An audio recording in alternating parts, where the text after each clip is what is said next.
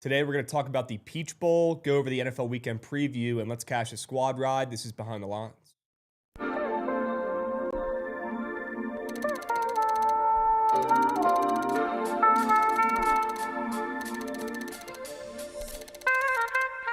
Disney adults scare the shit out of me. They need to be put on a list. Look, you go on a family trip to Disney every once in a while, once a year, sure. As long as you're not rocking the Mickey Mouse ears and you don't got the satchel with the pins, you know we're okay. All got those, dude. Yo, Rav, are you buying back in? He says he thinks he's buying back in, which means fades. Wow. The Steelers. Again, this system is 100% profitable. Those do not grow on trees, folks. So if you want to get involved, all you got to do is fade a Steelers fan. Find a Steelers fan, number one. Number two, fade them. Cereal is one of the fakest sharp foods you can eat. Big Breakfast is forced cereal down our throats for years, and I'm on to it. If you don't see me on this show tomorrow, you know who did it. It's Big Breakfast.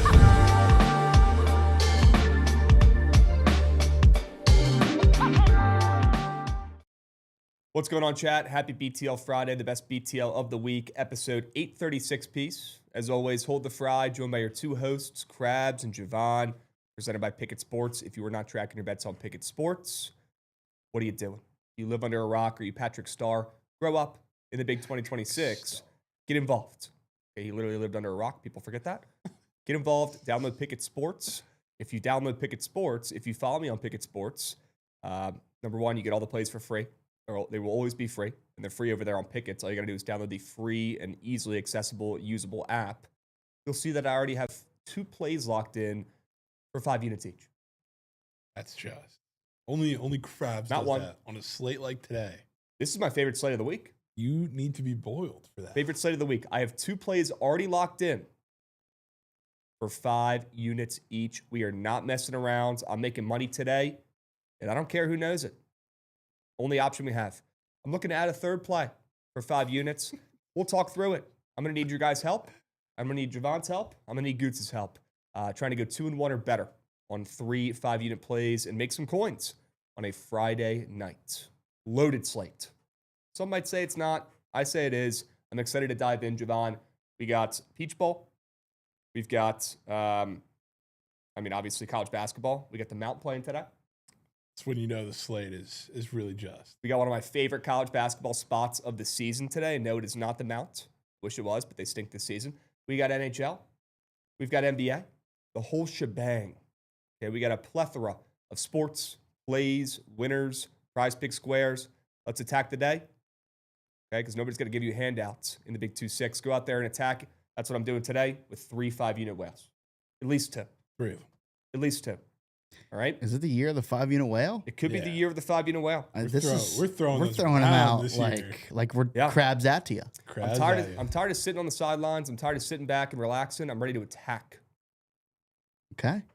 I'm with it. Like John Daly says, Hit it hard. hitting it hard. It's a great song. Okay, I'm hitting it hard and making the most of it. We're not messing around. We're not playing any games. We're just betting on games in the Big 2-6. Yvonne, how we doing? Happy Friday. Doing great. Excited to hear this breakdown of slate of year. Yeah, you should be. You should be. Just. It might move need. People are saying, YouTube chat, let me hear you scream. Oi. Oi. Speaking of hit it hard, say Whiteman with a 5. Always hits 5 you hard, sub. man. No shot. We already got Sade subbies. Across the 100 mark for the month or the week or whatever that is. Sade, on the dude. top. Nobody does it like Sade. I'll say it. Nobody does it like Sade. Sade, how do you do it, man? My God. Sade, how do you do it? Are you a trust fund kid? Be honest. It's okay if you are. Sade, how do you do it? Dude, he's just hitting. He's Jeff. He's Jeff. Hitting everything. Maybe he just hits every wager he takes. He That does, could be dude. it. He's been splooging for like a year now. He comes in the Unreal. crab trap spaces, feeds winners. He comes on the surge stream. Used to come on the surge stream. Gave out winners all the time. In the DMs, he's giving out winners. Sade, knock on wood. I hope it don't jinx you. Stay hot, my man. You're him. We appreciate you, Sade. And W. Cameron picks as well. Getting involved, dropping a resub as well. Cannot let that squeak. Cannot let that squeak. W. Sade, W. Cameron picks. W. Joey Loans, who says it was always the you. Was. Tip cap. Square's got one for me. Squares got one for you? Yeah, dude. I don't think Miami was square. It was Square. Everyone was on Miami. Yeah? You're telling me Yes. the team who just beat the New shiny defending- toy. The team who beat the defending national champs against the Cinderella team with no coach was not square. I thought the line was sharp. Why the hell was a 10 seed who did not belong and has Carson Beck, Sid the Sloth as their QB, laying 3 points against a much better squad on paper? But the books adjust every year. They don't care about the seeding. Single person said Ole Miss was a better team. All right. Well, maybe we should listen to the person that hit a bet on that game last night. That's fair. Fair point. It's fair. Just saying. Congrats. Like, Miami was free. Were the Canes square against Ohio State? Because there were a hell of a lot more Canes bets. Were the Canes square against Ohio State? No, it was Ohio State, the defending national champs. My point. Okay. They're probably more square in this spot than they were in that one for sure. I know. I'm saying like people respected the Canes in that game, just like people respected Ole Miss, and Miami flooded the feed, but it wasn't a square bet. Okay. I saw a lot of bets on both sides, probably because it's the Final Four and everybody's betting them, right? So maybe that's just me seeing a lot of bets from both sides, but yeah, I'll give you that. Okay. Miami was square. Sometimes square pays. Not a lot. Square paid. Not a lot, but sometimes it does. Okay, hype train level 2. Love to see that. W's, DeAndre Tyree. We got Jay Rich. We got Chris Turner. We got Andrew, always holding it down in the YouTube. Appreciate you guys. Spoon Daddy, Syrup Sap, all my goats. Anybody else in the YouTube chat?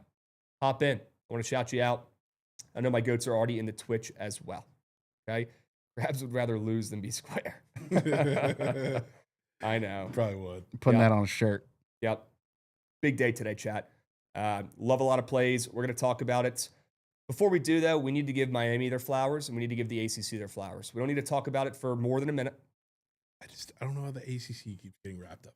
We have 7 different ACC segments every day. Because once again, it's like David versus Goliath. What? And the ACC gets no credit. They get no respects. Because they haven't won in years. Oh, maybe they change that this year. They won't, but like, this is the same thing we talk about with the SEC. Like, the SEC thinks they're so big and bad because one team does it every year. Like, they think because Georgia wins the Natty, that makes fucking Kentucky and A&M and Tennessee better. Well, the champion of the ACC had 5 losses. I'm thinking about it like NFL. I'm thinking about it like MLB, right? Where you got 4 or 5 teams in your division. Doesn't it make your division look better when a team in your division wins the World Series? I think it does. Does it? I'm a believer in that. I am. I think it does. You play that team a ton that season. I guess the Dodgers aren't really a fair comp, but like, do you think because the Dodgers won the World Series, you think like more of a little Padres bit? I respect them more for having a the good Rockies. Record. Yeah, I do respect them more for having a decent record in that division, just overall because they have a harder schedule because they got to play the best. Iron sharpens iron. But they play everybody. It's the MLB. Yeah, they do, and they play their division less now, so it's less of a big deal. But yeah, I don't. Maybe I'm wrong. Maybe it's not the right mindset. But I personally think it's a good look for the conference when a team from your conference wins it all. I think it's a good look for a division when a team from your division wins in the NFL and in MLB, and I think it's a good look. I don't know. Maybe that's a good way to put it. Maybe it's just I don't know. Maybe I'm wrong, but you know what? I really do think that isn't a good look because we can agree to disagree on the ACC slurpage, but the SEC is fucking down year for the SEC. It's been a lot of down years now. Stock down. Would they didn't win a playoff game unless it was against their own conference? Yeah, not this year. Yeah, they were getting cracked. Shit bowl record. Cracked in bowl games. 4 and 10. That they're playing more people than the other teams, mind you. 4 and 10 bowl games. That's including the playoffs. Wow. Terrible. I mean, that's just really bad. Every year, it's the same shit, dude. Respect for no reason. They just one team every year. It's a Georgia in a given year. Crazy it's what a happens when teams can pay their players. It's crazy what happens, and not just the SEC being scumbags and cheating like they were for a couple of decades. It's crazy what happens when the rest of the conferences can pay their players, right? Evens the playing field a little bit. I love it. Yeah, I love it. Almost like the unfair advantage is gone. Yep. I mean, look at this. Final Four we had. Not to mention, I mean, again, it was just like it was Bama, and it was the Bama, the Georgia, and then like the off one set teams for a couple years. Yeah, and the rest of the ACC was still nuck and overrated per usual. Yep. Now there's just more of them. I agree. Which is goated. I agree. Yep. We got a hype train moving and grooving, folks. Don't know how we got a hype train, but I guess it's probably just because of Sade carried. So W Sade, appreciate you, Beast. We got a big night tonight. We got a big weekend. A lot of streams. Okay, we got night sweats tonight. We got night sweats tomorrow. We got night sweats on Sunday. I don't even know if we can consider them night sweats. I don't know what time we're going to start those puppies up, but just probably for football. Sweats. I think the first game's Saturday is at like 3:30. 3:30, I think. Then I would assume Sunday is 1. Noon. Yeah. Yep. Noon. Central time. So yeah, we'll probably fire it up around 3 Central for that Rams and Panthers game tomorrow. And I cannot wait for the Packers and the Bears game Saturday night as well. And then Sunday, we'll have it probably a little earlier, right? We'll probably fire it up for, the noon Central slate. Yep. So Crab Trap Spaces tomorrow morning as well. We're working hard right now, and we hope you guys appreciate the content, the work we're putting in. All we ask is that you get involved, you give some engagements, you drop some comments, you drop some chats, you come up and speak on the spaces if you have a play. We're not asking for money. We're not asking for, any bullshit. All we're asking for is engagement. Get involved. Okay, it helps more than you know. We appreciate you guys. Okay? Huge. Miami minus 3.5 play of the year, they're saying, Jay Nasty. I mean, you can make that argument. You could. Prize Picks lineup last night on Sweats was close but no cigar. Close but no cigar. I had 2 10x lineups that went 3 for 4, including that one. And the other one, I took the less than 3.5 receiving yards for the tight end. Yep. And he had 4 receiving yards. Yep. So he hooked over kick. So we got to get the coins back on Prize Picks tonight. That's a big part of what we're going to craft up either today or before Sweats tonight. We got to lock in some Prize Picks lineups. We got to make some coins. Huge part. Prize Picks. This is probably more of a, maybe not, but a little bit more of like a crabby square game that you can get away with than I hope so. Last night. I think the under probably hits tonight if it didn't hit last night. Could. Right? Cool. I don't know. We can talk about that. I'm happy to talk about it. I'm very, very excited to talk about it. We'll talk plenty about the Peach Bowl. We'll get our thoughts. Tonight, thank goodness, we'll be aligned, at least on a side. Yeah. So we'll give you guys that. And then we will go over the NFL weekend preview as well. If I keep yapping, we might run over a little bit. I feel like you guys won't mind. So why don't we go ahead and recap? Enough yapping. Squad ride yesterday. Yeah, I should play hand up. They're never won in that game. 3 plays on the ice was a misfire from us on the CFB Slate. The play we liked the least was the one that hit. Yeah, that under, right? Squeaked in OT. Yep. That was a great play. Thanks. That was not. It's always the play you like the least that hits. Can't make it up. W Winky in the YouTube chat as well. I see you. Sharp report. Beta accounts on Twitter said I went 0-5. Didn't have a good day, but went 2-3. Again, nothing to write home about. Not excited, not happy about it whatsoever, but certainly not a full fade. Jovan 3-2. Back-to-back days, we go 500 overall. Okay. You carry the weight yesterday. I had shit plays yesterday. You carried the weight, or 2 days ago. You carried the weight yesterday again, and we went 500 on the sharp report plays. Let's get an 80%er today. Would love that. Each go 4-1 or better. Would love that. Feeling good about my squares. Feeling good about my straight bets for today. Certainly, I had too many straight bets that I love today, so we had to cut it down a little bit. I even thought about asking Daniel to do 4 plays on the sharp report, but I said that there's no way that goes well if we make that change for today. We would have found a way. But most people would say the slate today is not great. Most people who have a brain that functions normally would say, I'm just excited for the Peach Bowl for tonight, right? Not me. I absolutely love a play in every sport. You could send a 4-piece, what do they call it? A sports Equinox parlay from Krabs today. We're going to get into those plays. One play from every single sport. And you can make a significant amount of coins responsibly. So Krabs is so bricked up for this slate. I wonder if you asked Trent for 1 sentence about this slate. Yeah, I heard him saying out there he almost called it a sick day tonight. He didn't even want to be here because the slate's so quail shit. I don't blame him, to be honest with you. So, all right. L recap from me, but Jovan, thank you for carrying the weight. We appreciate you, chat. Gabe Rod coming in, resubbing. Why don't you guys guess in the chat what you think my favorite plays are for today? Before we'll pull up the sharp report here in a second. Any guesses on what the 5-unit whales are? I got 2 dual-wheeled 5-unit whales today. Yep. Again, we're being aggressive. Foot on gas in the big 2-6. We're not waiting for handouts. We're not waiting for nothing. We're going out there and taking it. Any guesses on the 5-unit whales? I mean, they can for sure guess your whole sharp report. I guess 2 of the 3 plays. Yeah. I forgot one of them's not on there. Yep. But 2 of the 3 plays they can for sure guess. Yep. Yep. Yeah, I'm seeing some right guesses. DJ Fitz said, I know West Virginia's on there. Fitz. I got some news for you, Fitz. They ain't even on the slate tonight, brother. Fitz, what are we on? Pretty sure they play Kansas tomorrow morning. Fitz, they don't play for another day. Okay, Fitzy? Fitz. Fitz, if I see you in the spaces one more time and you don't come up and at least just for the vibes and say what's up, I'm going to be upset. I'm going to be upset, Fitzy. I'll be honest. I need to hear your voice. I need to hear you. I need to talk with you, Fitz. You're my guy. My favorite surgeon. Please, next time you're in the spaces, just come up, say what's up. I'm sure you'll have some plays. Probably multiple. So, W. Fitzy. Appreciate you, Beast. W. Jesus in the chat as well. All right.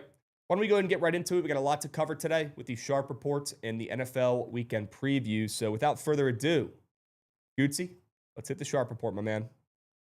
-1 million. 5-unit whale, Toledo on the ML.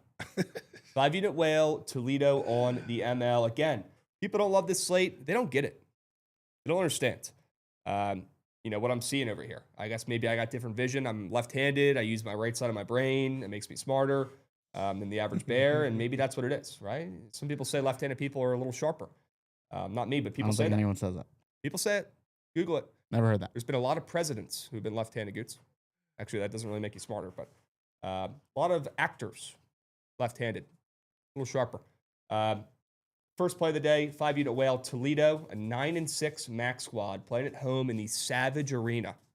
That gets me fired up just saying that, the Savage Arena. Give me a break. This Toledo Rockets team can play, and after a slow start to the season, Jovan, tough start, 6-6, they've ripped off 3 straight wins in a row. Well, tonight they have their hands full.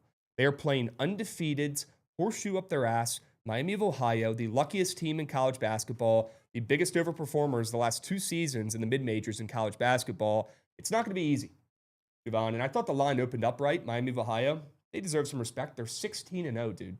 They're incredible. Haven't lost a game. They're covering like crazy. 10-3 against the spreads.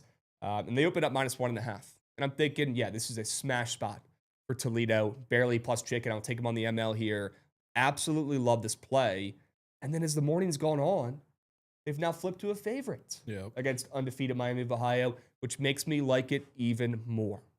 Big fan of Toledo. Again, the MAC, home court advantage for some reason in the MAC is significant. It is.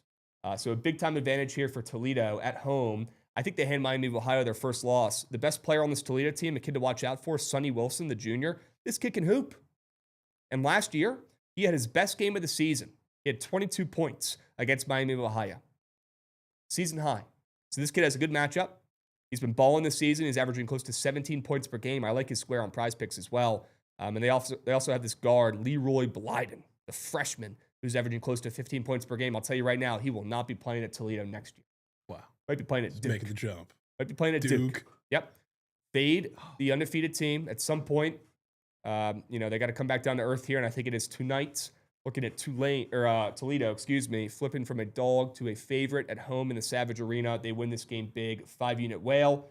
Crazy looking line. 9-6 Toledo as a favorite against the undefeated Redhawks. Come on. Get involved with me, please, responsibly. 5-unit whale. Gotta get one. On Miami of Ohio. It has to be now. Has to be now. It has to be tonight. Simply has. Look, I've had a little bit of luck fading them recently, knock on wood. On the spread. On the spread. Oh, yeah. Let's hope tonight it's outright. Western Michigan last time out, they covered? They covered. Wow. They match up very well, and they play well against Miami of Ohio every year. I don't know what it is, but shout out fading Miami of Ohio. Let's run it back. Sure. Jovan, take us to the NBA. In the NBA, the sky is falling on the OKC Thunder, and they've been quail meat for the past month. They had a really bad stretch, kind of highlighted by the Spurs jelkage when they lost a billion times.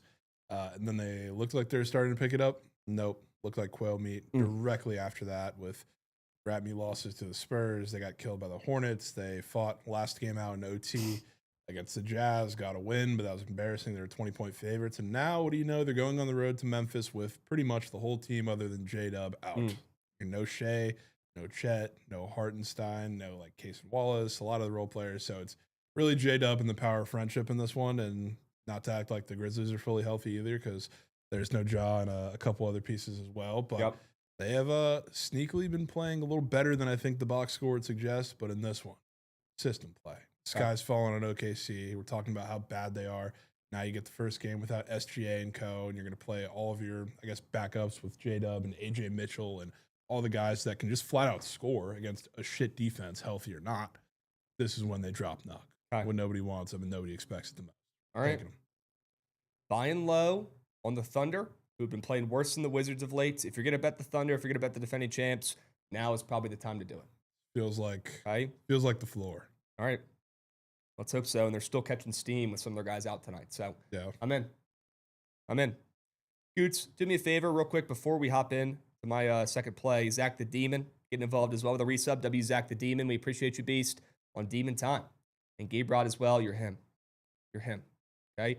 Turner Max 7-stream streak. Tyler Johnson, my guy. Need to get our coin back from old Nuck.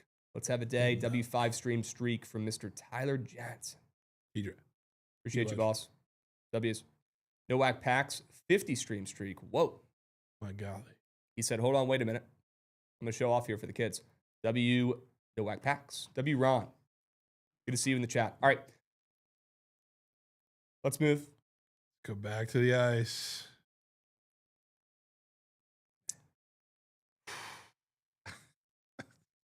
We'll talk about the ice in a second. Let's talk about the NBA. Pelicans. Jordan Poole is about a bust. All that shit he talked in the offseason, what do you know? The Pelicans are maybe worse than the Wizards. So what a loser, first off. Second off, on paper, I mean, Zion and Jordan Poole should win this game themselves. Mm-hmm. I feel like right now the Wizards just made a massive move. Trae Young, again, guys, he's not going to play all season probably. Get ready for next year. Right? Get ready for the big 226/22 2027. And I feel like the Wizards are playing a little too good right now. They trade Corey Kispert, one of their veterans. That's not going to help their team right this second. They trade CJ McCollum, one of their veterans. That's not going to help this team right this second.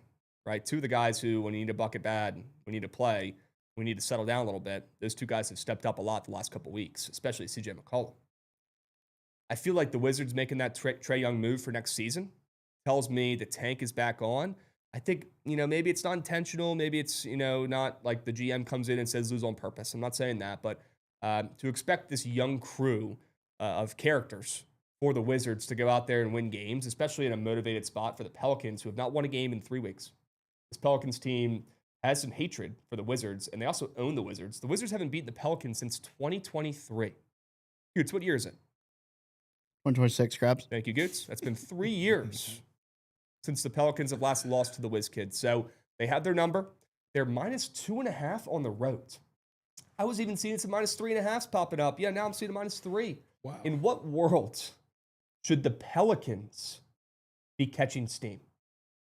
And I looked at the daily, lineups. You guys all check the same freaking website. I checked the data, right? And it looks like it's going to be pretty healthy relatively on both sides. Trey Murphy is questionable. I don't even know if he's been playing of late, but he's been playing. He's been playing. He's been cooking. I think it was his last game. He won like king of the court. Wow. I don't know if it was last game. I'm checking now, but it was very recent. Yeah. He's coming off of 42 points. Holy smokes. It's like okay. Also, Derek Queen returning to the DMV.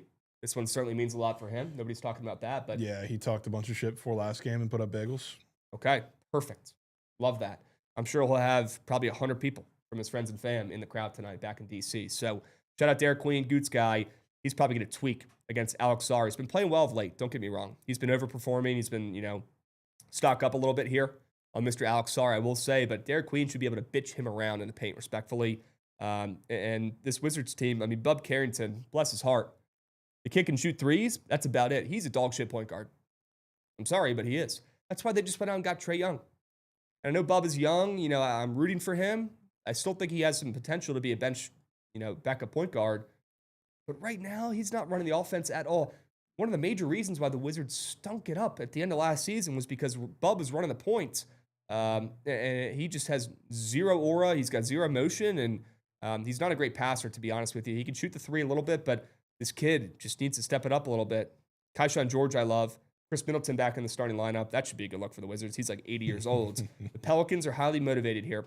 Jordan Poole talked so much smack about how nobody goes to Wizards games, about how the Wizards are a joke. He was laughing at the Wizards before the season. Well, now the Pelicans are 8-31 and the Wizards are 10-26. This one simply means more for the Pelicans. Both these teams are not looking to win games. But tonight, the Pelicans are. And they have an opportunity to end their losing streak. Jordan Poole has an opportunity to back up all the shit talking he did. Derek Queen has an opportunity to show off in front of his friends and family. Too many great reasons why the Pelicans are winning this game. And maybe the books are onto it because that's why they're catching steam up to -3 on the road when they haven't won a game in 3 weeks. Favorite play of the night, Pelicans -3. Pelicans. Very rare do we get a Krabs favorite play of the night in the association. That's rare. 5U to play. 5U. 5U to play. 5U to play. Thank you. Jovan, let's talk about the Ducks. Talk about the Ducks. They had, or they were on the wrong side of this pretty same exact scenario, obviously earlier in the playoff, but last year they were the victim of how hard it is to beat a team twice. And they came out, looked absolutely horrible, and we all remember how that went against Ohio State. Now the shoe's on the other foot. Now Dan Lanning has a little bit of the extra added motivation and game planning strategy there. But now they get to face big and bad Indiana, who is impenetrable, unbeatable, the greatest team you've ever seen. We're seeing talks that they're already the new Alabama after just beating them once and still not winning the Natty yet. We'll find out right now. And if there's one thing I watched in the game, they won in Oregon, which was super impressive first time around. But Tosh Lupoi, the thing you have to do with Mendoza, back to Cal and even like in between, like in his early Indiana first couple games, get him uncomfortable and shit happens. Hence why the game plan first time around was for Lupoi to just blitz the absolute shit out of Mendoza. Hence why this is really the only times all year, other than like weirdly ODU did it a couple times, but you blitz him and what do you know? Mistakes happen. The ball placement isn't there. The time of the offense isn't there. The turnovers happen, hence the pick 6 as well. This is what you do. Like the problem with really anybody against Indiana right now, and part of it's because their offensive line is so great to keep him clean. Nobody can make him uncomfortable in the pocket. Oregon is one of the only teams that they've faced all year that can. And they showed that the first time around. The offense didn't keep up their end of the bargain, and they made some of their own mistakes to counter that in the first game too. But this is what you're going to do. And I love what Tosh Lupoi is going to bring to this game. If there's anything I know about Tosh, he's not scared to do it again. When it comes to game planning and blitzing, Mendoza's not going to be ready for it. Hence the pick square. He's also going to have to throw it a lot because as we've gone throughout the year, really since the Indiana game, Oregon run defense, I give it a lot of shit, but it's been better over the last like handful of games, minus like JMU ripped off a couple bigger ones. But other than that, they've been solid. I think they're going to make Mendoza really uncomfortable this one. Okay. They're not ready. Absolutely love this play. Love it. Don't like it. Love it. 2 words. It's hard to beat a team twice. It's hard to beat a team twice, especially in the same season here where, I mean, they didn't play too long ago and Indiana got the better of them. At some point, Cignetti's confidence, his cockiness, and look, all the respect in the world, the guy's won everywhere he's gone. And he makes sure you know it, by the way. He's not afraid to talk about it. At some point, the football god's got to give the dog something here. At some point, Indiana has to go down. And Mendoza, who's literally just Kirk Cousins, he's Cuban Kirk Cousins. Yes.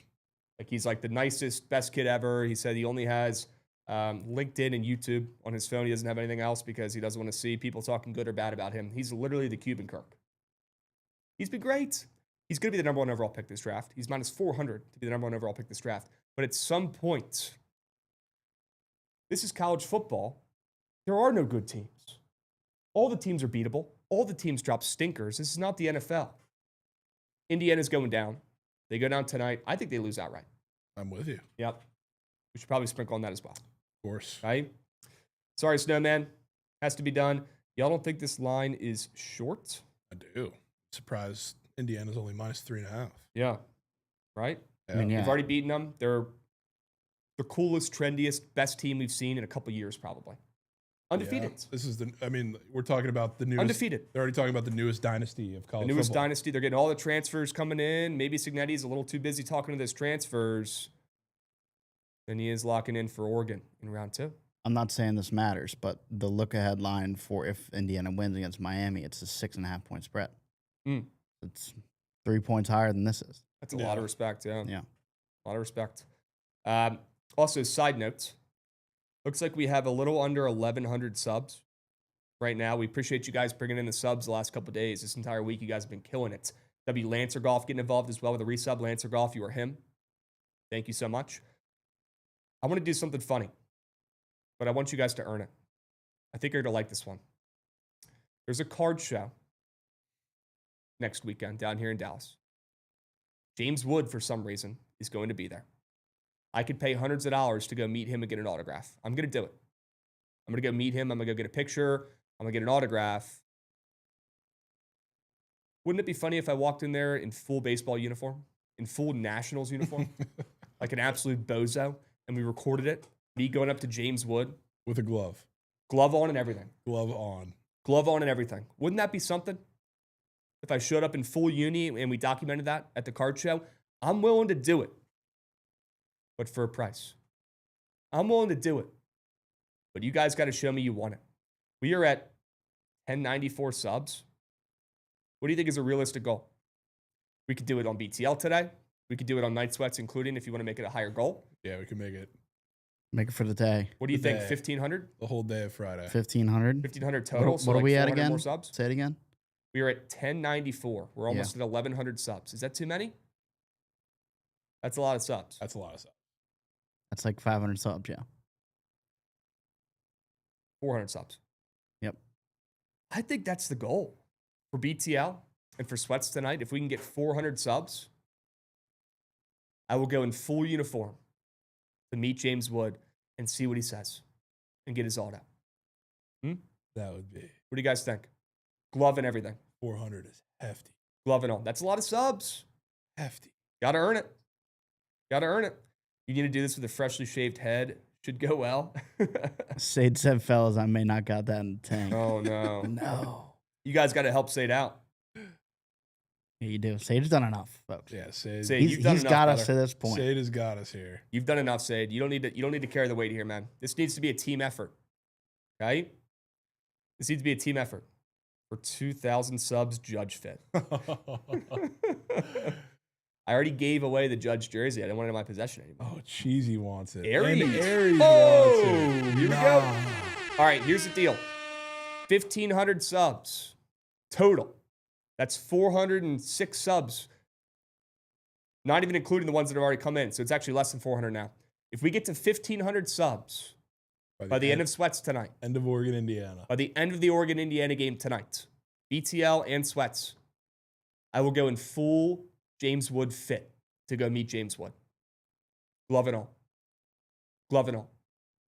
Deal? Beauties. W's. All right. Let's get back to work. Let's give the people some winners so that they have some coins in their pockets so they can even sub. W. Aries coming in with a 20-unit whale. Aries, we appreciate you, Beast. Yes, even the glove. And I fucking hate people who bring gloves to weird places. I hate it. I hate it. That's the worst part for Krabs. I'll do it. Glove and all. We got Easy Puck getting involved with a resub. W. Easy Puck. There we go. We got Snacks getting involved with a 5-unit sub whale. Let's go, Snacks. You want it. Snacks wants to see that. You think that's fucking weird as shit and funny as heck. I'll do it, Snacks. I will. If everybody's like Snacks and drops a 5-unit sub whale, we'll hit this in literally 3 seconds. Ryan Kinney getting involved. He says, I'll get us started. W. Ryan Kinney and Big Cheesy as well with a 5-unit sub whale. Love you guys. Appreciate you guys. You're him. You guys are all him at the same time, or himmy like Goots would say. All right. Where are we at on the straight bets? You just went over Oregon? Back to you. I got one more play here. Ice. Our old friends. Oh, my Sade with a tenner. No shots. Let's go, Sade. Tank ain't empty yet. Sade didn't hear no bell, folks. Sade didn't hear no bell, folks. Drop a W Sade in the chat. Let him know that he's goated. He deserves it. He deserves it. Sade, you are him. We appreciate you, man. Sade's got some magic. Sade's literally bubble Jimmy Butler. Sade's got some aura. I'll say it. He's got some aura. Let's head to the ice. Back to the goats. I told you guys yesterday, if the Jets lose, we're going back to the well, and that's exactly what I'm doing. Give me the Jets on the ML, plus 110. If there's something I have noticed in sports for some reason, mainly baseball, but hockey as well a little bit, when a team ends up breaking their streak, or losing streak, it's typically not when they're a favorite. It's almost like it's too sharp. And that might have been the case yesterday. They were pretty much a favorite, or at least there was a minus sign next to them. Today, they're plus 110. Who wants to take the Jets at plus 110 in this game after they've lost, their 11th game in a row? What a joke. Worst stretch in team history. If they lose tonight, their coach is getting fired tomorrow.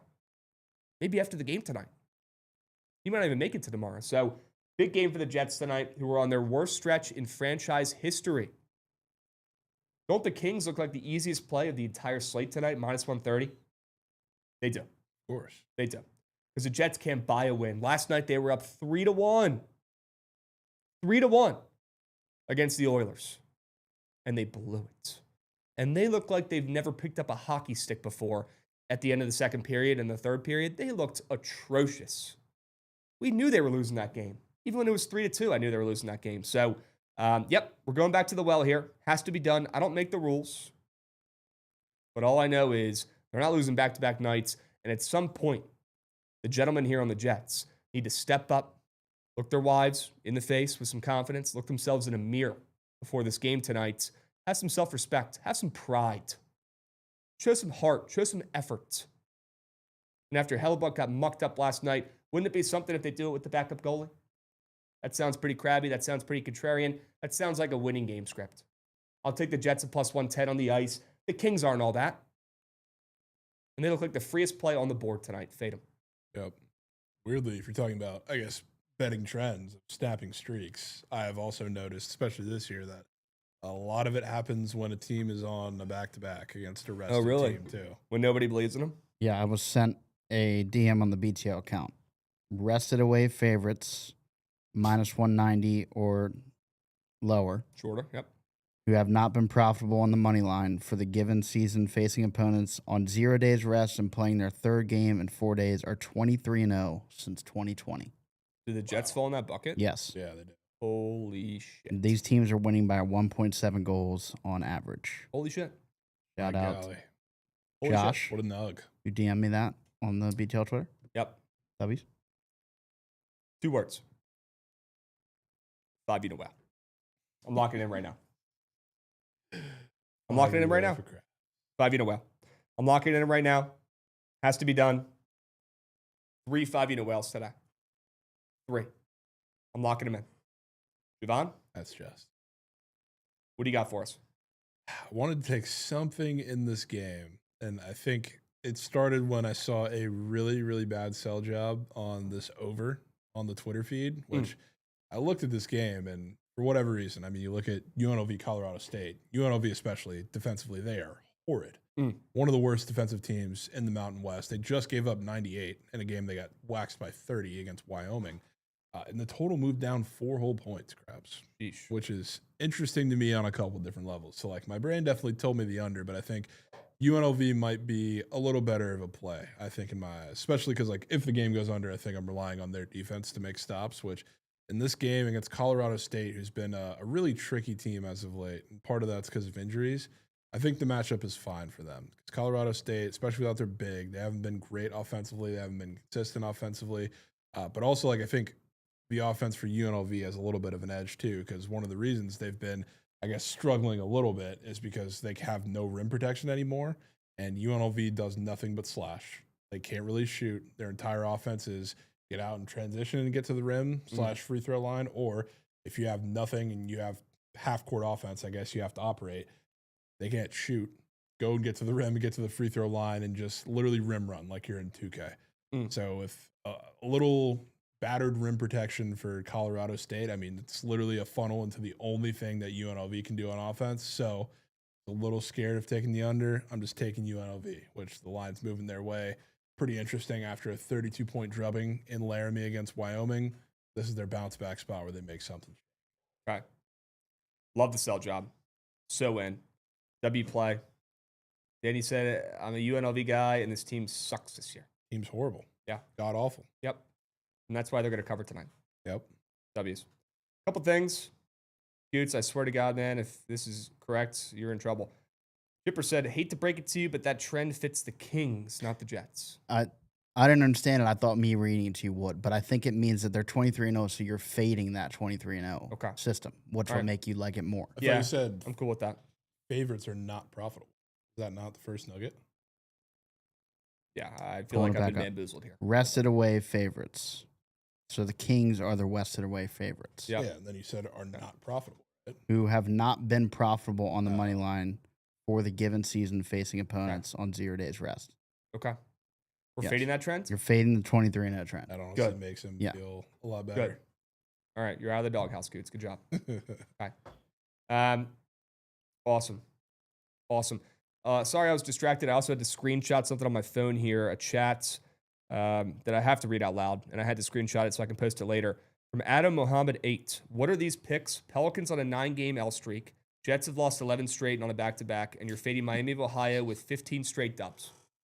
That's a Krabs dream. You don't understand. I mean, Guys, how many times do I have to say it? How many different languages do I have to say it? If it was as easy as taking the Wizards playing their best ball in years and fading the Pelicans on a 9-game losing streak, if it was as easy as fading the Jets, who have lost 11 games in a row, and taking the Kings as a road favorite, if it was as easy as taking 16-0 Miami of Ohio, you guys would all be rich.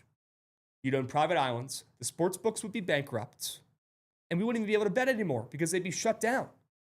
They'd have to file for bankruptcy if it was that easy, guys. Turn the brains back on.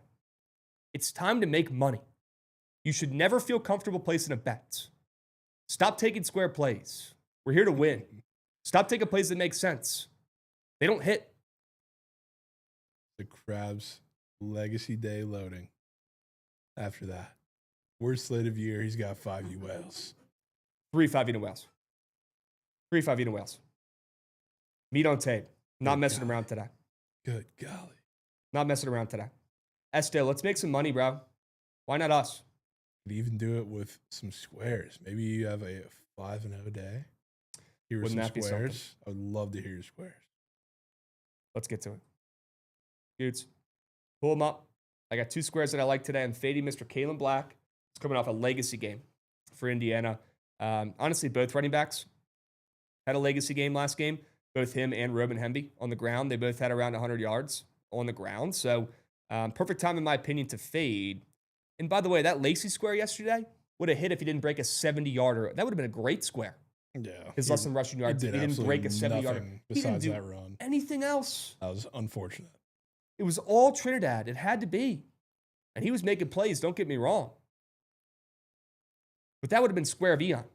And this is the same type of script here. Kalen Black, who, by the way, shares the backfield with Mr. Roman Hemby, Terp.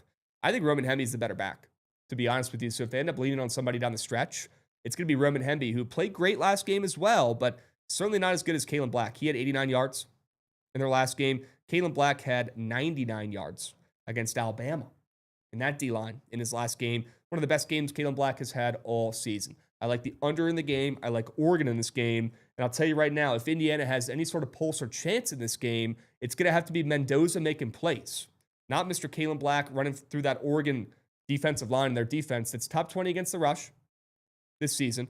Maybe not top 10, maybe not top 5, but they got some guys on that D-line. They're actually ranked 22nd against the run, but they're coming off of a game where they gave up 140 yards on the ground. Unacceptable. They've been a little leaky against the run. So if I'm them, I'm not letting these 2 stud running backs, Sonic and Knuckles, Demont and Gibbs, to be honest with you, is how these 2 running backs have been of late. I'm not letting those guys beat me. Let the Heisman, when the lights are brightest, go out there and beat us, and I think you have a chance. We know he's throwing a pick in this game. He's throwing a pick, yeah. And much like we saw last night with Ole Miss, they made Trinidad beat him. He couldn't even do that. Even though he played great, he couldn't do it. He couldn't go out there and beat Miami. Sid the Sloth went out there and won that game. I think you make the running backs have a heck of a time. I think you'll see more of Roman Hemby in this game anyways down the stretch, especially when they're down. And I think you'll talk about it in a second, especially in the receiving game as well. It's going to have to be Mendoza. And when this team is losing by 7 the entire game, they're not going to have the luxury to run the rock like they have at times this season. Fade Mr. Kalen Black, take his less than rushing yards. Oh, it's also on the pop tab. That should hit after a 99 piece against Alabama. Give me a break. And then Quentin Byfields. I don't have as big of a sell job for this one, I'll be honest. I'm on the Jets. He's on the Kings, obviously, and he scored a couple goals of late, and he's one of the only guys up there for a point square. The total's also at 5.5, so it should be a low-scoring affair. I thought that was some respect for the goalies, both sides, in this game after we saw some goals last night and with the backup goalie involved tonight for Winnipeg as well. So I think that under probably hits. This is going to be a snooze fest. When Winnipeg wins, it's probably not going to be in a shootout. It's probably going to be in like a 2-1 type of affair. So if my guy Quentin Byfield is involved with that 1 or 2 goals, I will tip cap, I'll move, and I'll charge it to the game. And I've had some good success taking the less than point squares on Prize Picks in NHL. So let's hope that continues. Knock on wood. Fading Quinton Byfield looks like a pretty easy more than to click. Fade that angle. The line he's on sucks. Good. He has to do everything on that line. Okay. So if they shut him down, they don't score. Okay. That line doesn't score. Word. Just hope he doesn't do anything on the power play, pretty much.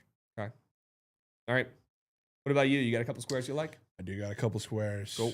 Good old-fashioned low receiving yards for running back. One dump down. Cool. I told you, Tosh Lupoy is not scared to do the same exact thing he did in game one of this little matchup. You got to make Mendoza uncomfortable. He's going to light him up, just like he did in the first matchup with exotic blitzes, exotic pressures. That's his MO. Shout out. I'm excited to watch that at Cal again next year. But he's going to have to do one of two things. I think, first of all, he's going to have to throw the ball a shit ton in this game, which for Roman Hemby and for your Kalen Black squares, I think it's not a big game where they're going to run all over him. But you're going to have to take your dump downs, get the ball out of his hands quick, and you're going to have to take absolute deep shots when you have the opportunity. So I think for Mendoza, I don't think, like we saw against Alabama, he had a couple deep shots when he threw the ball. He didn't throw the ball very many times, but like it was very one and done. Like he was either throwing it deep or there was a little bit in the intermediate game. I don't think there's very much of an intermediate game. I think it's the short game, and then when you have your shots, take them. Roman Hemby is going to be the recipient of that. Now, here's where I get you crazy. Oh boy. First ever dunk square on the Sharp Report is Rob Will. How do you cap the dunks? I think there's a way to do it in this one because the only reason I took the dunk square is I wanted to take something Rob Will to begin with, and I kept looking back like what he's done. It's obviously super low volume. Yeah. Pretty much everything he does is a dunk or an alley-oop, something of that. Like 7 of his last 10 field goals that he's made are dunks. And they're alley-oops, a majority of them. Alley-oops or putbacks. Like his role in this offense is strictly that. And they just played the Rockets. That was their last game. They're in a rematch today. And in that game, he played 18 minutes. He had an alley-oop dunk and missed like another weird like putback. But they played Yang Hansen for about as many minutes as him. Yang Hansen didn't do shit in that game. He made a 3. He was shooting toward 8s. I think they brought him out because Clint Capella is the backup 5 for the Rockets right now with this roster. So they wanted to stretch the floor a little bit, and they thought Yang Hansen could do that. He can't do that. All right. So, like, I think in this game specifically, you're going to have to get Rob Will a little bit more involved. Like, he was finding some success. He was the only physical, like, presence in the second unit there. But there's also a reason why this is up in the first place. Pretty rad. It's a random guy to have up there. Especially after they just played. And you had not 2, we had 1. So this is up for a reason. This is basically me taking like his over 3.5 points or more than 3.5 points, but his line is 4.5. So I figure to get to that, he's gonna have 2 dunks. Well, let's hope he turns into Shaq and breaks the fucking backboard. Would be nice, yeah. I'm in. W sell job. That's probably the best sell job you can get for a dunk square. Yeah, you can't really do very much. Very much else for that. W play. Already locked it in. I dropped the links in the chat as well. Get involved. Scale responsibly. Let's smack a 10x tonight. Okay? W squares. I love your plays as well. Gosh, man, I got to figure out how many units I would put on Oregon. I feel like you're just rounding out the trio. Say you go 2 and 1 or better. Gotta be 5, right? 5s. I already have 3 5-unit plays though. Let's do 4. You have 3? The Pels? Toledo, Pelicans, Jets. So if I added a 4th. I could fuck everything up. Yeah, or I could it could be Jeff. Or I could add a 5th. Or you could See, this is where Let's get an even number. Or an odd number. I'm trying to count my guap tonight. With 5 5U plays? What are you, Trent? I mean, that tweet's going to look just like Trent's. Literally. Are you going to announce them as 5U Mortal Megas, or? Maybe he's rubbing off on me. I don't know. We got Beluga Goat Whale. Speaking of Trent, we got Beluga Goat Whale coming in resubbing. He says, Jovan, no way Indiana wins tonight, right? No. Good. And how do I not put 5 units on him? What are we doing? Part of me is like I shouldn't because I hit last night on the side and I don't want to get cocky, but yeah, could be testing luck, but I love the play. I'm locking in the parlay right now. 3-piece? No, all of them. 4-piece. With Oregon. Okay, Goots. If that hits, you're good. Okay, Goots. Yep, feeling confident today, ready to attack the day. Can't tell. All right? This is a day where it would be amazing to have the Trent card of full We know he's on Indiana, but I would love a full slate Trent card for this one. I'd love an MLB model written down every play, every game today. That'd be sick.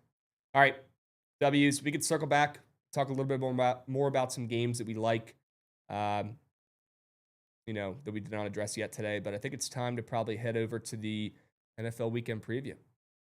You guys ready to talk some football? Talk some NFL. Dudes, run that shit. I'm trying to see Tyreek Hill.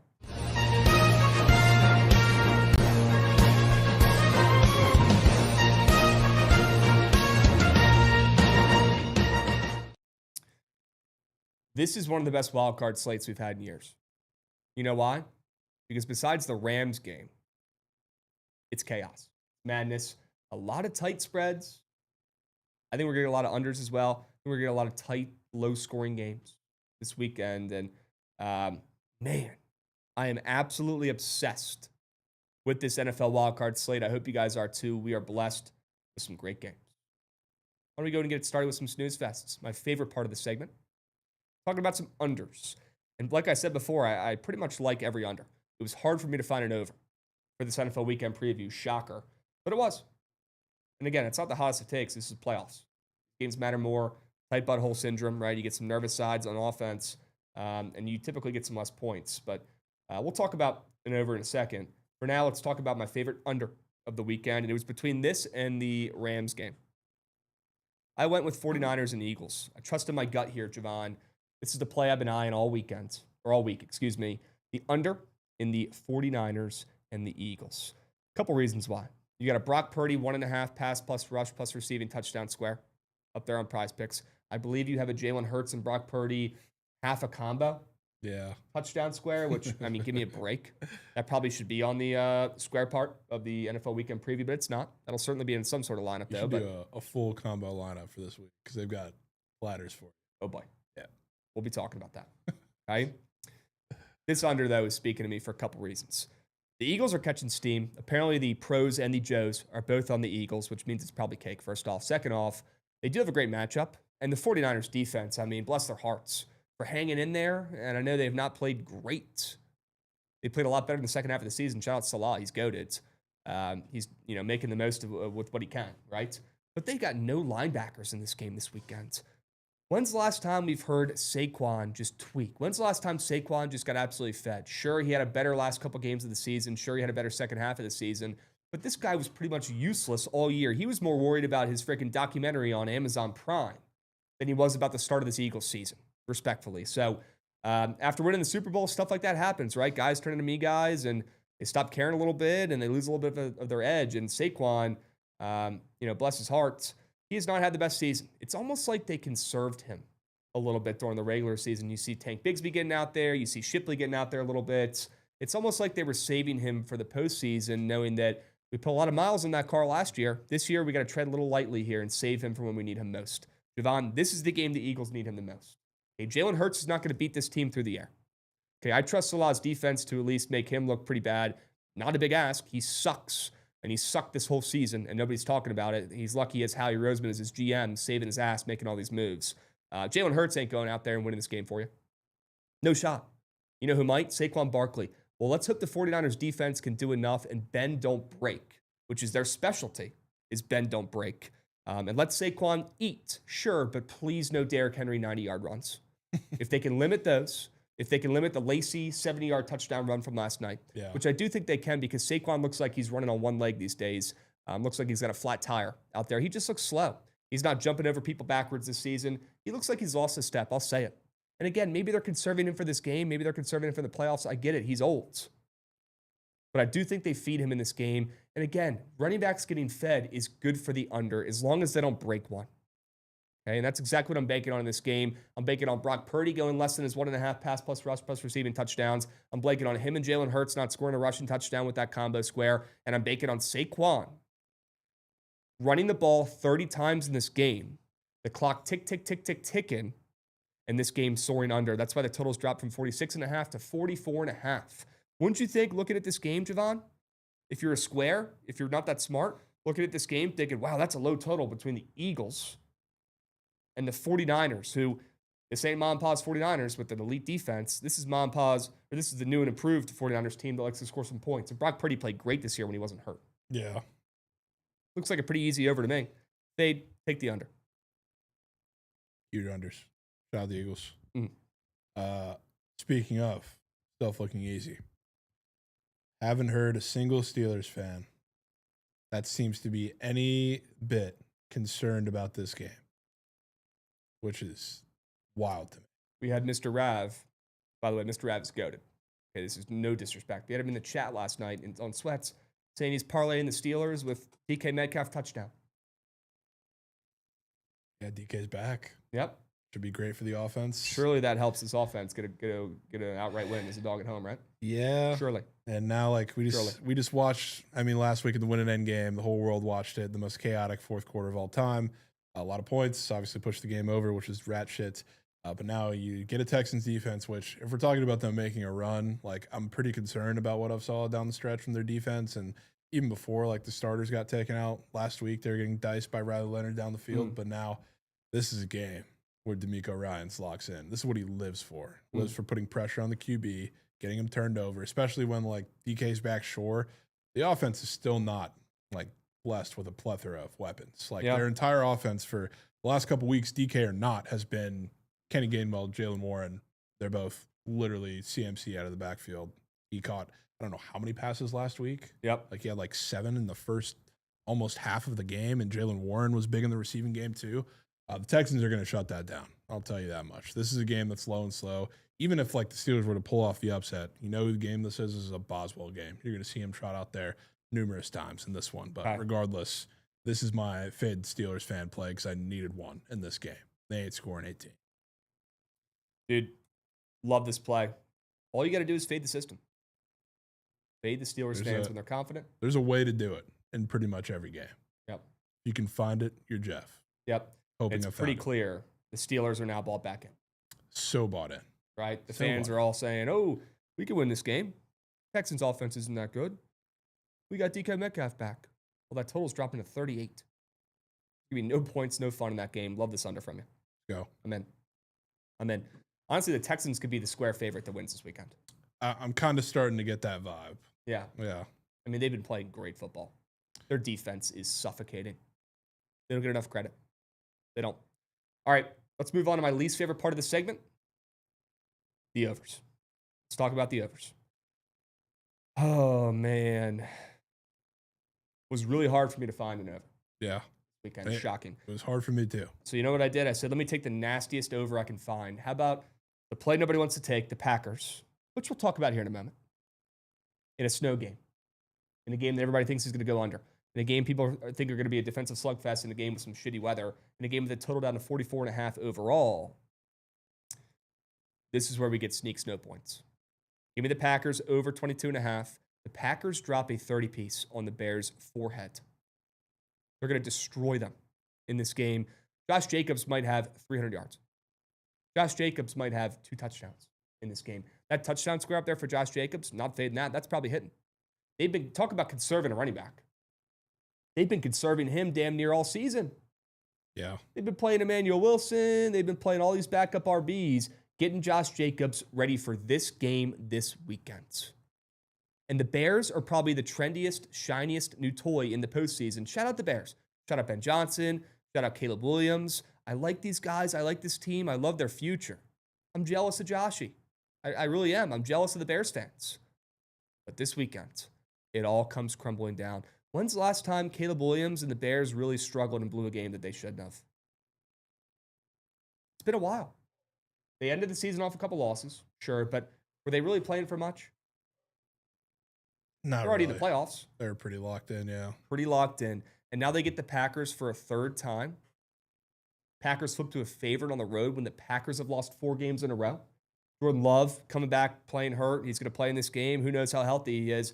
Nobody wants to back the Packers in this spot. Nobody wants to back points in this spot in a snow game. I'll do it.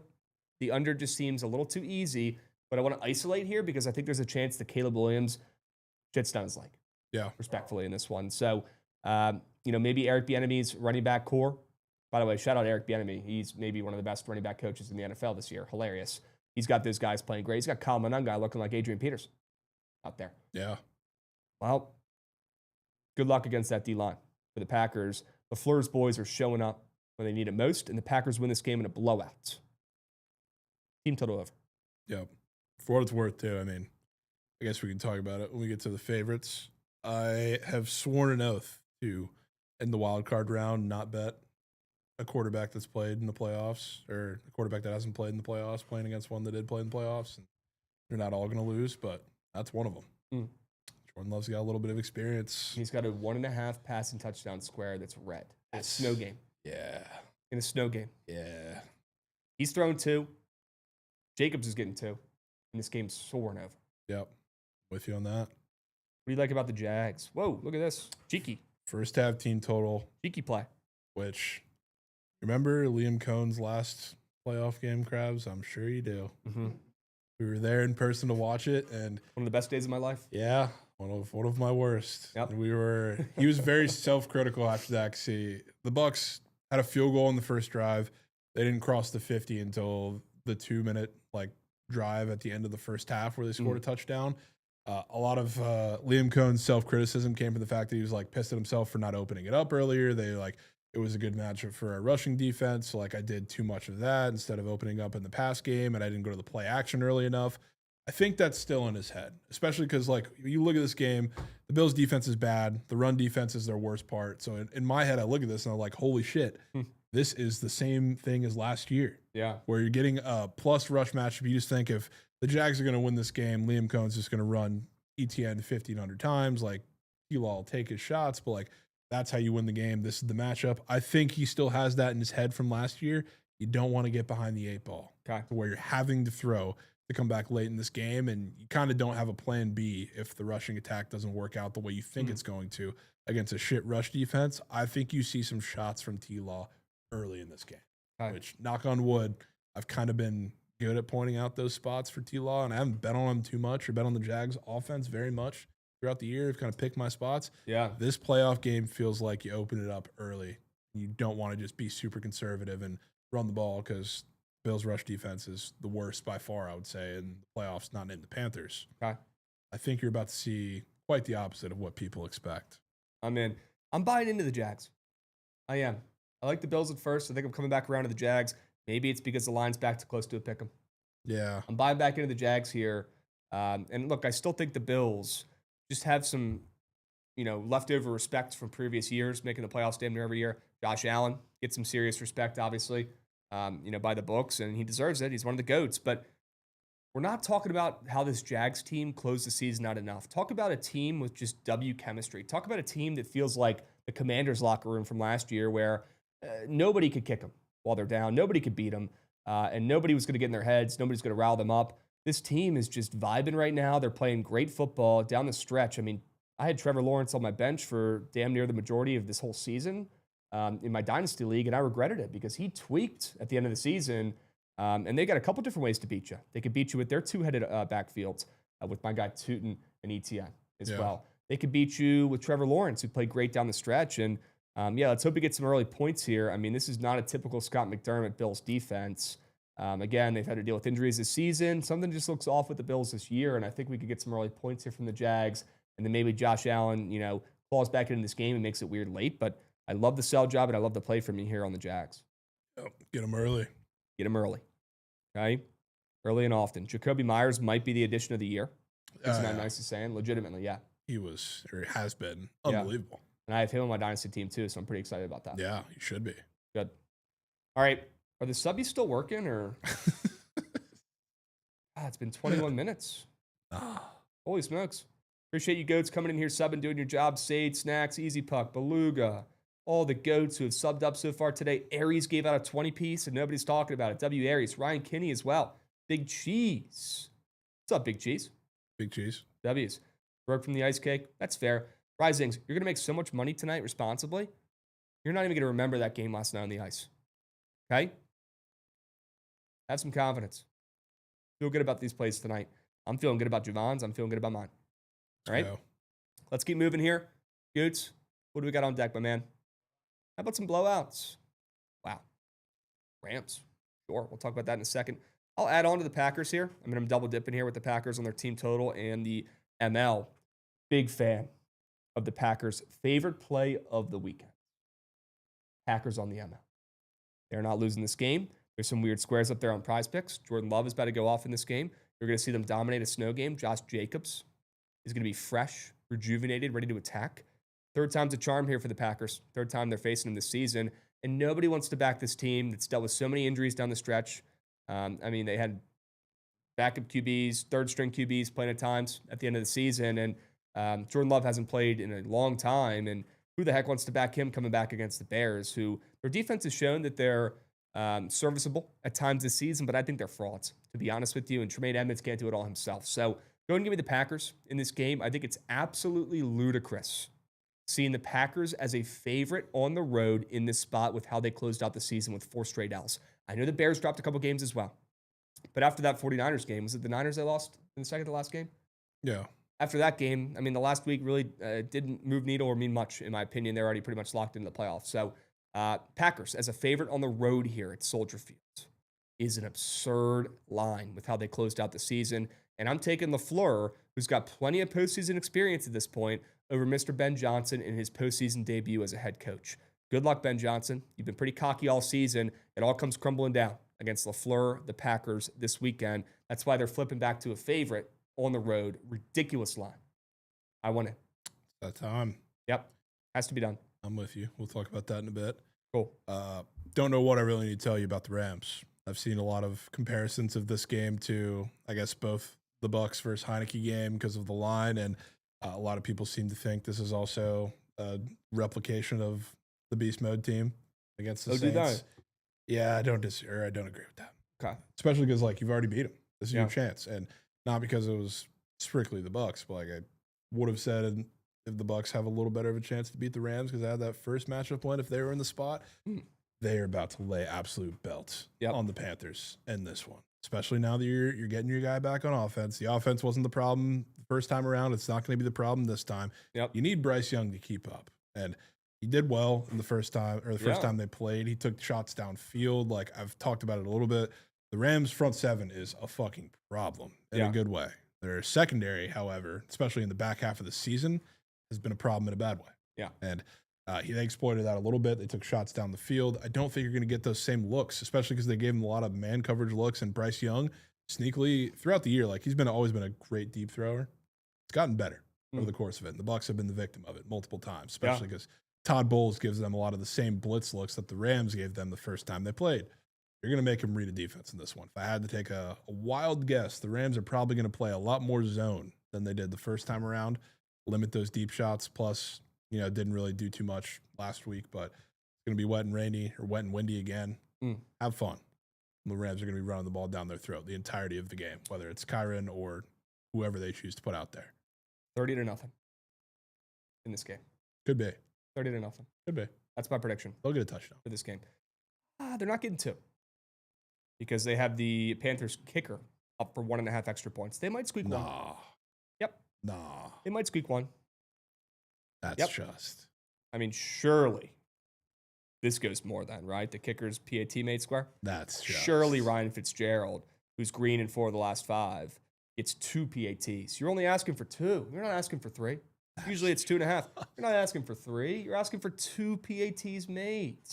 That's got to make you feel good about this play, huh? Makes me feel great. Yep. Fantastic. Yep. We're fading Ryan Fitzgerald this weekend, folks. Keep that square back pocket. Let's move. W play here from Jovan. I didn't love the Packers so much. That would have been my favorite. Okay. Love it. All right.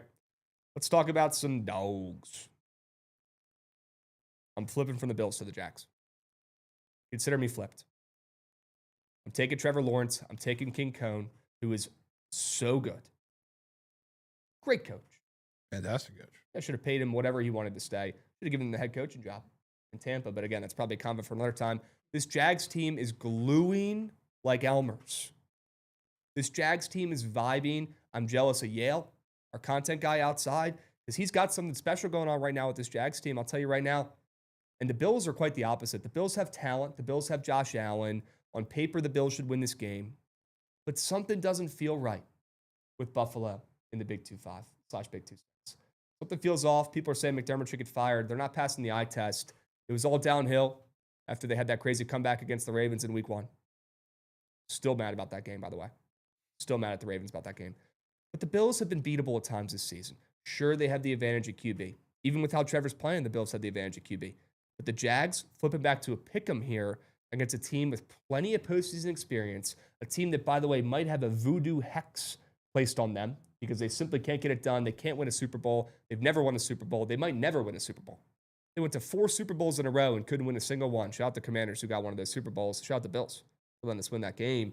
The Jags flip into a favorite here at home. Duval. They get it done on the ML. Upset alert. This has I feel like it has the recipe of a triple reverse, doesn't it? Yeah. You can make an argument where the Bills look sharp initially because you see a little bit of -1.5 on the road. Then you flip it back again to the Jags here on the ML. I'm in. Yep. I'm in. What about the Chargers? I love this play. Yeah, I'll save you for a majority of it because I know you're going to talk about it. But Justin Herbert, let me give you the exact number. But maybe the worst quarterback performance we've seen in the playoffs in recent memory was last year against the Texans. In that game, they got absolutely slaughtered, and people liked them in that game too. I remember 20-point loss, 14 of 32 with 4 picks and a touchdown, but 4 picks. Sure. I think a lot of us remember that. Yeah. How horrible he was. Because the talk going into that game was we were really worried about what C.J. Stroud was going to do. Because C.J. Stroud started to hit the point where he was sophomore slump, and they were kind of limping into that end of the season. And they were like the Bucks Panthers, kind of a victim of a really rat shit division. So the team that was in there by default, and they sunned the absolute shit out of the Chargers. Now you get a redemption spot, which will continue to harp on wild card round. I will take experienced quarterbacks over anybody that's not experienced, no matter the situation. This is one of them. Nobody likes the Chargers. The Patriots have been unbeatable, even though we all know they haven't faced the highest level of competition. What does that also mean? They're not getting pressure as much as you think on the quarterback, which is pretty important for this one because the Chargers O-line is one of the worst units that's been in the playoffs in recent memory. In the last handful of years, they've been banged up. Even when they've been the slightest bit healthy at the beginning of the season, they're also not great. Patriots ain't getting to it. This feels like a Justin Herbert masterclass to me. Yep. This is where you get your lick back from last year.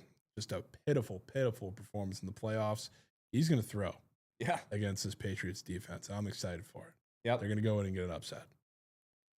The least talked about team in the playoffs this year, the Chargers. They are. Yeah. Not a singular peep about the Chargers on the feed, from any of the analysts. Nobody believes. They're saying no team has ever won going to the East Coast. Or no West Coast teams ever won going to the East Coast when it's under X degrees. I don't remember the number, but I've seen that stat a billion times. Nothing good is being said about the Chargers. Yeah, nothing good. Well, that's probably a team you want your coins on because, again, can't be as easy as the Pats, who, besides the Panthers, I guess we could call the Panthers the biggest overperformer. It's in the postseason, although I think we saw it coming. They'd be a little bit better, maybe not a playoff team. Besides the Panthers, I mean, the Patriots. Sure, if you watch BTL, you heard us talk about how they're going to make the playoffs, and you can take them at +130, make the playoffs, and I hope you guys tailed that. We thought they'd be good, but did we think they'd be this good? No, nobody did. Not a soul. Drake May is going to be runner-up for the MVP. If I would have told you that before the season, you would have laughed in my face. That's why we love the NFL so much. Because shit you don't expect happens every single year. And the Patriots are some of the biggest overperformers this season. Like Vrabel has turned things around in 1 year. You think the football gods are giving him a handout? Nobody's talking about Harbaugh. The Chargers lost atrociously in the playoffs last year. They get their lick back in a game nobody believes they have a chance in, up in the chilly cold up in New England. You got the Cali, Chargers coming in. You got Herbert, who's not doing post-game interviews. He's too distracted with Madison Beer is his girlfriend. He's had a pretty good year, I'd say. I don't think he's done yet. And not a peep about the Chargers positively. Betting-wise, from the analysts, nobody thinks they have a chance. Well, we think they went outright. Love the Chargers. Love the Chargers. And with that being said, dudes, Chargers +3.5 me. Pretty much already just gave the sell job. So Chargers +3.5. They get it done in this game. The play that people want to take the least. And that's the play you want your coins on. Chargers plus 3.5. Bang. I'm in. Yeah. Packers. Which I also probably don't need to resell. Yes, you do. But I'll give you the extra nug, which I think we've had meet between one or both of us in all of the matchups so far of these. Because we had the minus 6.5 in the first matchup. Yep. I don't know if you took the Bears second time around, but I took the Bears. Okay. I know that was my meet. So third time's a charm. Okay. Bears ain't winning this game. You've already given a lot of the sell job on it, but don't remember how the last game went. And we were fortunate to come out with Bears ML from that one. The most miraculous stretch of events in just classic Bears fashion. They let them win that game and even give them a shot to go to overtime in the first place, which was absolutely unbelievable. Thanking my lucky stars for that one. It ain't happening twice. And this will lead right into we're talking about squares. Josh Jacobs has been banged up. He hasn't been as banged up as you would think because they've been saving him a little bit. You brought that exact thing up, and somebody was saying in the chat he hasn't been conserved. He's just been hurt. It's a little bit of both. He's been banged up, but they've been saving him for this exact moment. Not just because Josh Jacobs is Josh Jacobs, and you want to make sure, kind of like Saquon, that he's fully healthy when you need him most. Yeah. There's also a game where Jordan Love hasn't played in a couple weeks. Okay. So what are you going to do if you're LaFleur? Lead on the ground game, which for a Bears defense that still can't stop the run for shit, that's the perfect thing to lean into in this game. I think you're going to see some explosion from really the whole offense, but especially from Jacobs, which is why the Packers are going to win. And Goots, go ahead and go to the squares. Josh Jacobs is going to have an absolute muck fest. Yep. Favorite square of the weekend from me. Okay. Josh Jacobs fantasy score. Love it. Yep. Love it.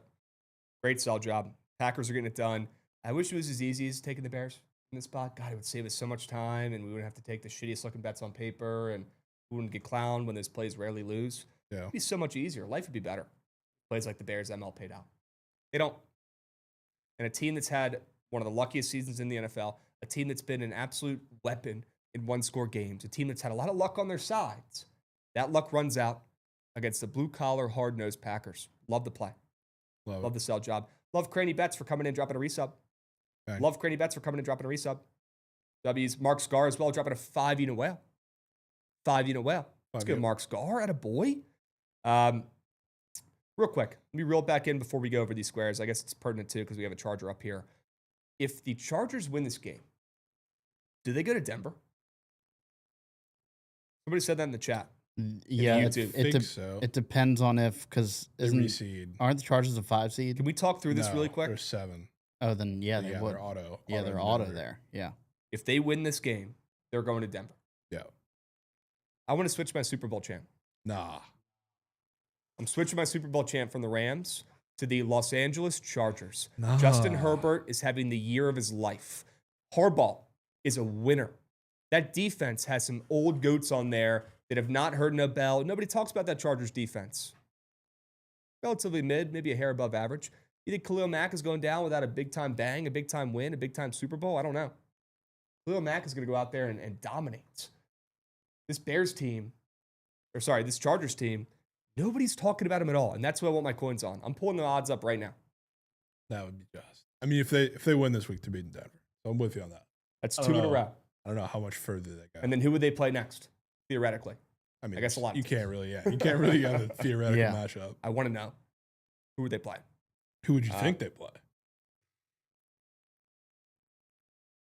So, what? You're on the Jags. And then you think the Texans win. Yeah. 2 teams that the Chargers would beat. There you go. Yep. I've seen enough. Chargers win the bowl. Goods, would you say when you did that odds graphic, and I'm trying to pull it up right now. Here it is. Would you say the Chargers were, the Super Bowl graphic. Would you say the Chargers were getting some respect? Plus 3,000. Not really. No, I wouldn't not really say at that. all. No. They have a tough path on paper, right? I mean, yeah, They do. extremely tough. Extremely tough. Yeah. And that's exactly why they're winning. I'm switching my pick. Chargers plus 3,000 to win the Super Bowl. If they get there, we can hedge. I guess this is the first time I've really looked at the full screen of odds. Yeah, pretty cool. Pretty shocked that the Bears are this low. Bears are plus 2,500 after the year they've had. Yeah, that's kind of insane.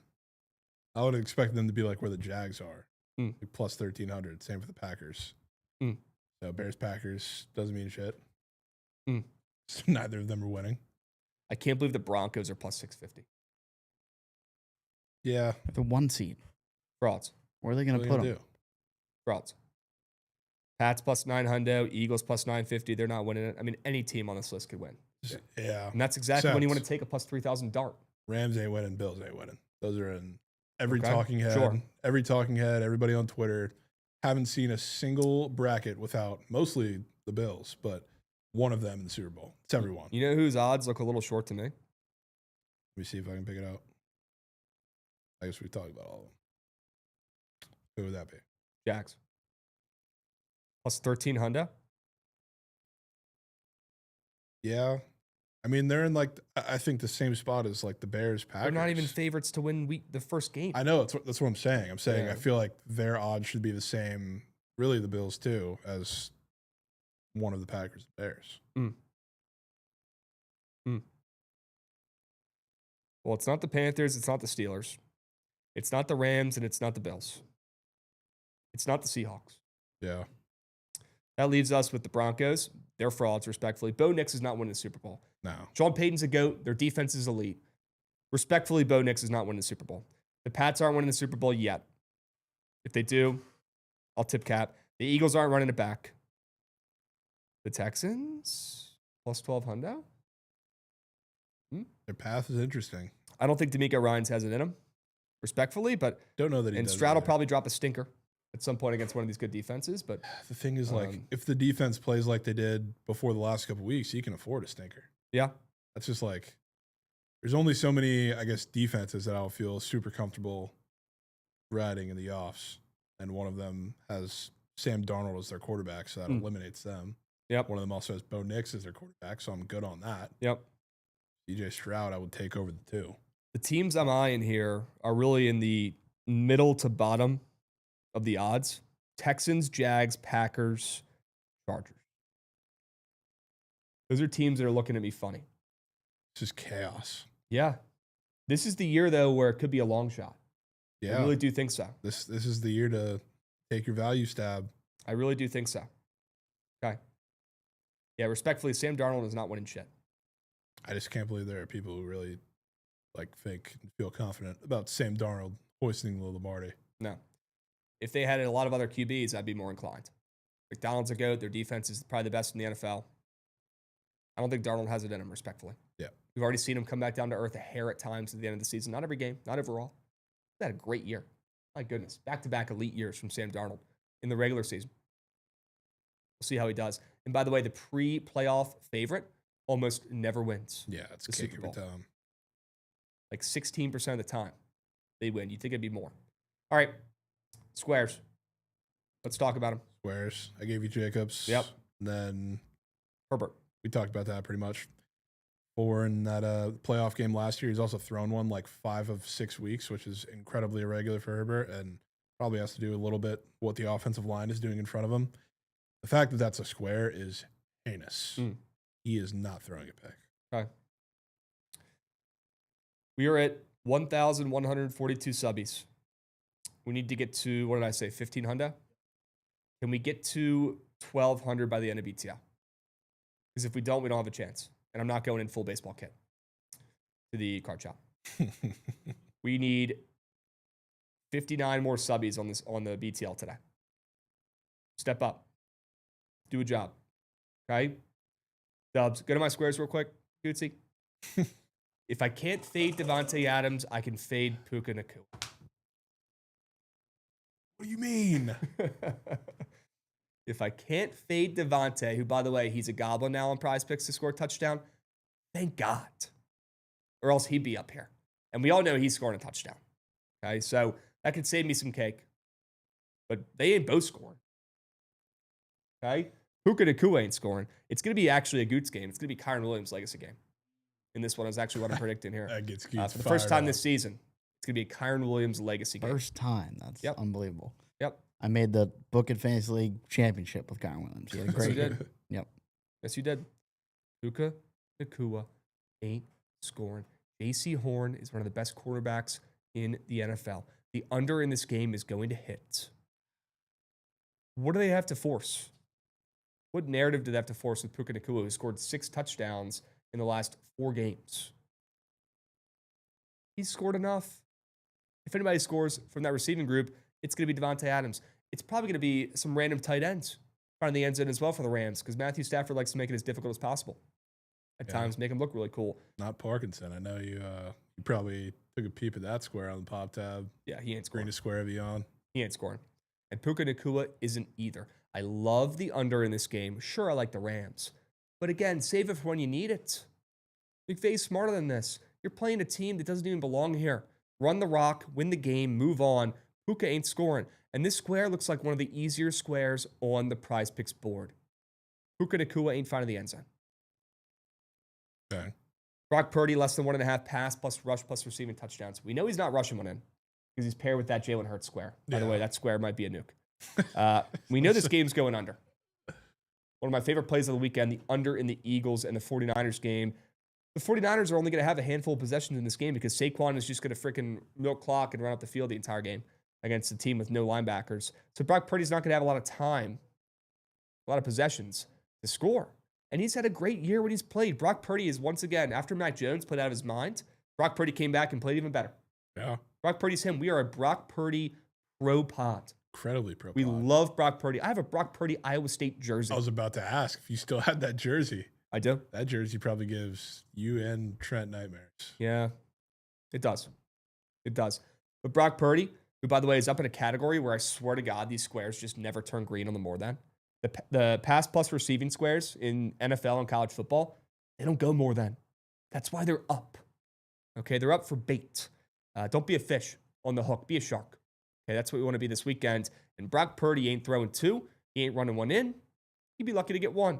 If anybody scores, it's going to be McCaffrey after fucking his team over against the Seahawks. Yeah. If anybody goes off, it's going to be him. Okay? That could be. And that Eagles secondary clamped up in the second half of the season. They're starting to play like the Super Bowl champ defense a little bit towards the end of the season. So, go ahead and give me Brock Purdy less than. Love the guy, but he ain't doing shit. Shout out. Okay? Dubs. Aren't you supposed to be bald, Dan says? Yes, soon. I have January to get it done. I got plenty of time. Plenty of time to hold on to my hair. Okay? I'm drafting Chambliss over Mendoza. Wow. I don't hate that take, Gerardo. I don't hate that take. Yeah. Okay. Awesome. Any more subbies? Yeah, the Big Bat getting involved here. W Big Bat doing his job. Let's go, Big Bat. If everybody was like Big Bat, this challenge would be over. But they're not. They're not all built like Big Bat. Big Bat's him. W Big Bat, we appreciate you, Beast. W Subby. Okay? W Prize Pick Squares. Any honorable mention plays? I know you don't have many games to work with here on the NFL preview, but were there any other plays you were debating taking that you want to let the people know about? No F and Chisholm shouts from you? I don't like seeing it up to 3.5, but I will certainly still be on the less than. Yeah. That's for sure. And if you placed that lineup already, I'd love to get that link. I did not place that lineup. Okay. We need to place that lineup. Good thing we got, I guess, didn't get negative CLV by not locking it in. Correct. WCLV. Massive. My honorable mentions would be the under in the Rams and the Carolina game. I'll probably be on that. Okay. Honorable mention, Texans. And I hope they're at an ML bettable price. They're not right now. Yeah. Let's hope they close that way. They might get that way. That's a Monday game as well. So, my only honorable mention would be the Rams and the Panthers under. Because we pretty much talked about every other game in depth and took pretty much every play we could. Pretty much, yeah. So, we got through all the rosters. I don't know if I have any honorables. The only game I think I didn't have a play in was Niners-Eagles. And that game scares the shit out of me because everything and everybody line up on the Eagles. It should be the Eagles. The Niners just didn't score a touchdown last week in a pretty pitiful performance in a game that meant everything. And nobody's taking the Niners, so I'm a little concerned. Yeah, the Niners are probably the least public dog, besides maybe the Chargers. Yeah, even I've seen some Chargers too, but like the Niners are the one team that Nobody's seen betting them. Not a soul betting on. Which for a full slate of wild card really concerns me. Yeah, I saw a video from the Superbook out there in Vegas. The guy who works behind the counter, he's talking about how the pros and the Joes are aligned on the Eagles. They're betting them so much they have to move the line to 5.5. Yeah. They have to move it. When the pros and the Joes are collabing, typically it does not go well. Okay? Got to be the 49ers. I just can't get there. I'm going to be on that under. Yeah, I can't do it. I'm good. All right. Which dogs are winning is the real question. The dogs that are winning are the Chargers. If you want to still consider the Jags a dog, I guess technically they are a little bit. That's it. Those are the two dogs winning outright. Okay? Dubs. WNFL preview. I know we're already over our time here. Can we look at some Pikkit splits from some of the games we talked about today? I feel like we have a little bit of time. Let's look at some Pikkit splits here, boys, and see who's betting these games. Are people betting the Wizards tonight? Love to go check that out. I doubt it. Yeah, no need to start with the only game tonight that matters. Let's go to the NBA. Let's talk about the Wizards. Are people betting the Wizards tonight? Pretty split. Pretty split. Okay. All right. What about the Thunder in the NBA? Wonder if people are betting the Thunder. I feel like they're probably always betting the Thunder. Yeah, I mean, Thunder against the Grizz. Plus, I'm sure not everybody knows that the whole Thunder team is out. Yep. That's honestly probably less lopsided than I thought. Okay. What about, let's get the ice over with here. Can we check out the jet splits? Oh, Lord. I mean, there can't be anybody betting them. Respectfully. There can't. What? Yeah, not really. Spread. That doesn't count. Who the hell's betting that? Yeah, puck lines in hockey, splits don't matter, especially when it's near pick'em. Those are like probably 5 bets. But okay. ML looks about as you'd expect. Yep. All right. That over is probably hitting too. All right. That's like the most pretty obvious under, plus second half of back-to-back. A little more obvious, I guess, because of goalie situations, but that's when teams get desperate. That's probably their avenue to winning. Okay. Probably going to be goals. Yep. Still waiting for some goals odds squares to go up in that game. Not seen them yet. I'm assuming the goalies have not been officially announced yet. So probably not. All right. Awesome. Let's head to college basketball really quick. I want to see Toledo splits. I want to see UNLV splits. W Goots. We appreciate you, Beast.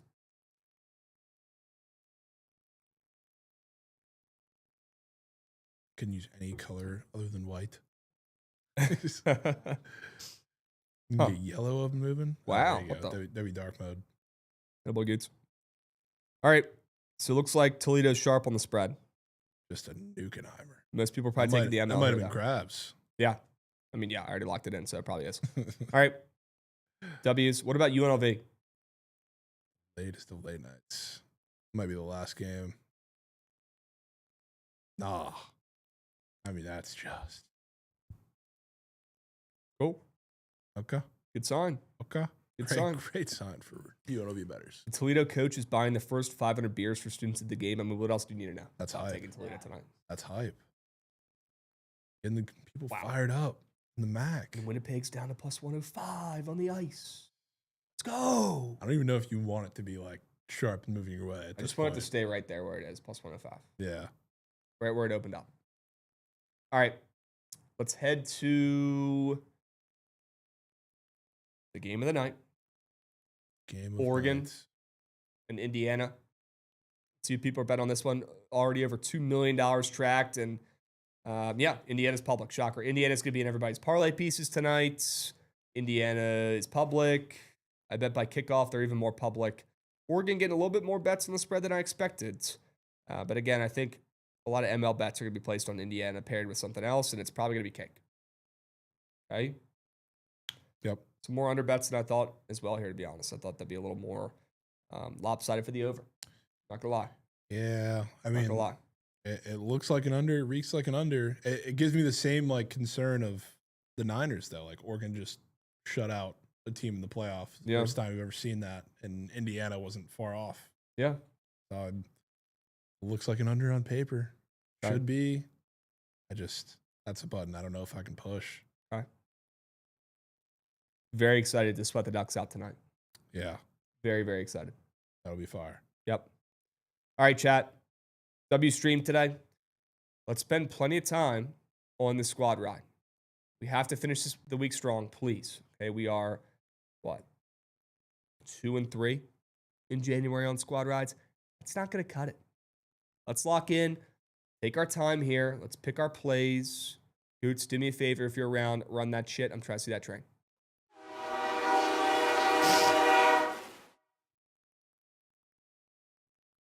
I mean, I want to put all 4 of my plays in here, but we only have 4 spots.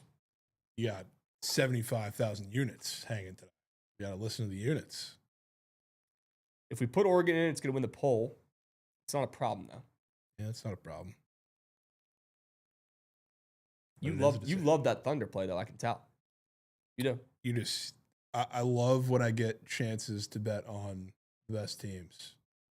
They don't come around too often. It has to involve some bad news. It has to involve some losing streak, and OKC checks like 50 of those boxes. That always fires me up. Okay.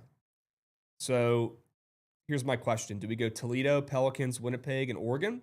Or do we go Toledo, Pelicans, leave out Winnipeg so that they actually win, and then go Thunder and Oregon and go 2-2? I mean, we might as well put the Thunder in there because the Jets are not getting it. Okay. As much as I would love to see Chat bricked up to ride with you one more time. Good point.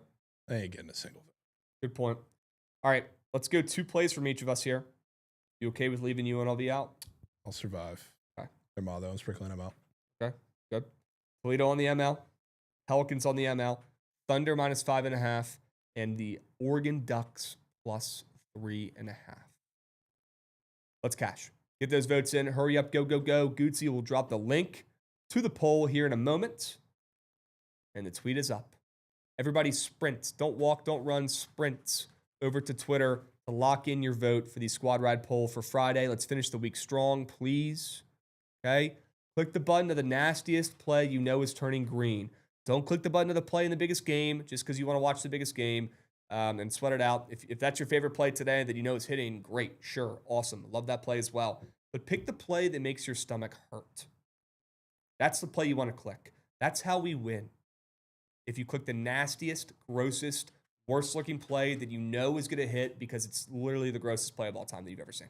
No. That's the play you want to vote for. Just dropped.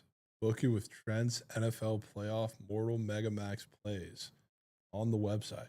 No shot. Nah. There we go. Nah. Don't spoil. Let's just drop that link in the chat. You guys want to check out Trent's Mortal Mega NFL plays for the weekend? He's out there grinding right now, writing up articles. Let's go, Trent. No. Atta boy. W's. All right. Awesome. Let's go, Trent. My God. I'm so excited to read that. Holy smokes. Exactly what you think it is. I am so excited to read that puppy. Wow. Let's go, chat. We're blessed. Wow. We get the fade material now up in a write-up. Love it. He put Gunna in there as Gunna like he did with Steaks he did Burner. Nah.